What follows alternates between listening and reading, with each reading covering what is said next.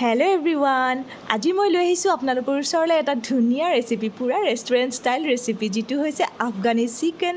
মই জীৱনত কেতিয়াও বনোৱা নাই, আজি ফাৰ্ষ্ট টাইমৰ কাৰণে ট্ৰাই কৰিছোঁ, কিন্তু বহুত বেছিয়ে ভাল লাগিলে খাই। সঁচাকৈ ৰেষ্টুৰেণ্টত খোৱা যেন লাগিছে।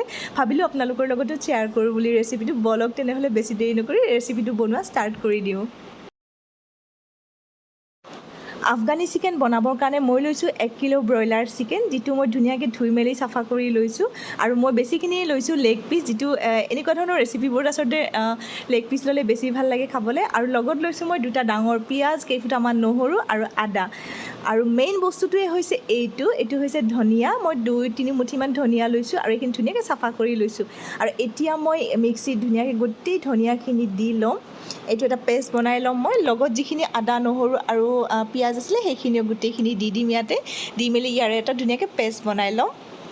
আৰু শেষত মই দি দিম 2টা জলকীয়া। জলকীয়াটো আপোনালোকৰ হিচাপত দিব পাৰে, বেছিও দিব পাৰে, কমো দিব।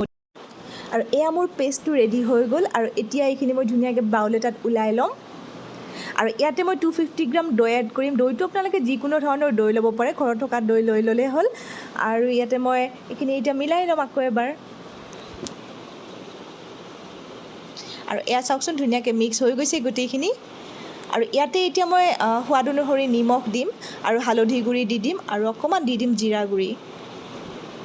বেলেগ চিকেন মছলা বা এনেকুৱা ধৰণৰ মছলা একো ইউজ কৰা নাই, কিন্তু আপোনালোকে যদি কৰিব বিচাৰে তেনেহ'লে কৰিব পাৰে।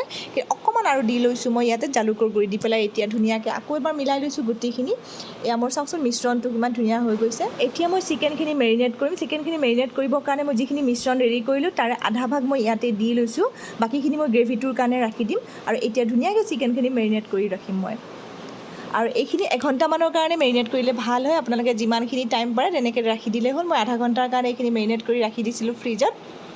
আৰু এয়া মোৰ হৈ গ'ল আধা ঘণ্টা। তাৰপিছত মই এইখিনি ওলাই ল'লোঁ। আৰু এতিয়া মই এইখিনি ধুনীয়াকৈ ফ্ৰাই হ'ব দিম। আৰু এতিয়া কেৰাহী এখন গৰম হ'ব দিছোঁ। তাতে মই তেল দি লৈছোঁ, ৰিফাইন তেল দিছোঁ মই। আৰু এতিয়া ধুনীয়াকৈ এপিচকৈ চিকেন মই ইয়াতে দি লৈছোঁ। আৰু ফাৰ্ষ্টে মই লেগ পিচকেইটাই ফ্ৰাই কৰি ল'ম, চাওকচোন। আৰু এনেকুৱা ধৰণৰ ৰেচিপিবোৰত আচলতে লেগ পিচ হ'লে বেছি ভাল লাগে, যিহেতু সকলোৱে ভালো পায় লেগ পিচ খাই। সেইকাৰণে মই লেগ পিচে লৈছোঁ বেছিকৈ। আৰু একেলগে বহুতবিলাক চিকেন দি নল'ব, কাৰণ ওলটাবৰ কাৰণে যাতে প্ৰব্লেম নহয় তেনেকৈ দি ল'ব। আৰু এয়া মোৰ এফালে হৈ গ'ল ফ্ৰাই। আৰু এতিয়া এইখিনি ধুনীয়াকৈ ওলটাই দিম মই।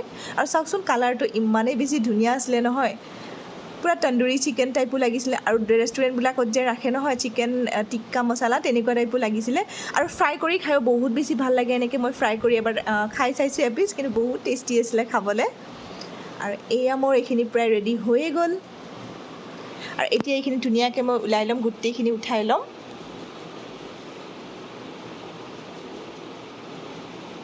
আৰু বাকী যিখিনি চিকেন আছিলে তেনেদৰে মই গোটেইখিনি এতিয়া ফ্ৰাই কৰি ল'লোঁ আগৰখিনিৰ নিচিনাকৈ। আৰু এয়া মোৰ গোটেইখিনি চিকেন হৈ গ'ল, ৰেডি, ফ্ৰাই কৰা হৈ গ'ল। চাওকচোন ইমান ধুনীয়া হৈছিলে নহয়, ধাবাৰ নিচিনা হৈছিলে পূৰা কালাৰটো। আৰু এতিয়া বাকী প্ৰচেছখিনিলৈ আগবাঢ়ো। এতিয়া মই গ্ৰেভিটো বনাম। আৰু তাৰ কাৰণে লৈছোঁ মই কেৰাহীটো গৰম কৰি তেল দি লৈছোঁ। তাতে দি ল'ম মই কেইটামান গোটা জিৰা, লং, ইলাচি আৰু 2টা দি দিম মই শুকান জলকীয়া। আৰু এইখিনি এতিয়া ধুনীয়াকৈ ফ্ৰাই কৰি ল'ম। আৰু এইখিনি অকণমান ফ্ৰাই হোৱাৰ লগে লগে এতিয়া মই বাকী যিখিনি মিশ্ৰণ আছিলে ইয়াতে দি ল'ম। চাওকচোন কিমান ধুনীয়া হৈছিলে কালাৰটো দেখিব। আৰু এইখিনি এতিয়া ধুনীয়াকৈ মিলাই ল'লেই হ'ল। আৰু ইয়াতে একো মছলা মই নিদিওঁ, কাৰণ যিহেতু আগতে মই জিৰা গোটেইখিনি দিয়ে লৈছিলোঁ, নিমখ হালধি গোটেইখিনি দি লৈছিলোঁ। আৰু এতিয়া অকণমান টাইম জুইটো কমাই দিম, দি মেলি এইখিনি ঢাকনি দি পেলাই ৰাখি দিম। আৰু এয়া চাওকচোন ইমান ধুনীয়াকৈ উতলি আহিছিলে। আৰু এতিয়া মই ইয়াতে অকণমান পানী দি দিম, যিহেতু এতিয়া বেছি গোটা হৈ আছিলে। আৰু বহুত বেছিও পানীও দিব নালাগে, কিন্তু কাৰণ এনেকুৱা ধৰণৰ হেৰিবোৰত বেছি পানী হৈ গ'লে ভাল নালাগে, অলপ গ্ৰেভি টাইপ হৈ থাকিলে ভাল লাগে। মই অকণমান পানী দিছোঁ, কাৰণ গোটেই চিকেনখিনি দিয়াৰ পিছত আকৌ গোটা হৈ যাব। এতিয়া মই বাকী যিখিনি ফ্ৰাই কৰি ৰাখিছিলোঁ চিকেন, গোটেইখিনি ইয়াতে ঢালি দি লৈছোঁ। আৰু দি মেলি এতিয়া ধুনীয়াকৈ গোটেইখিনি যাতে চিকেনখিনি লাগি ধৰে গ্ৰেভিটো, তেনেকৈ লাৰি দিছিলোঁ, চাওকচোন। আৰু গোটেইখিনি লাৰি দি মেলি অকণমান টাইমৰ কাৰণে আকৌ ঢাকনি দি পেলাই ৰাখি দিম।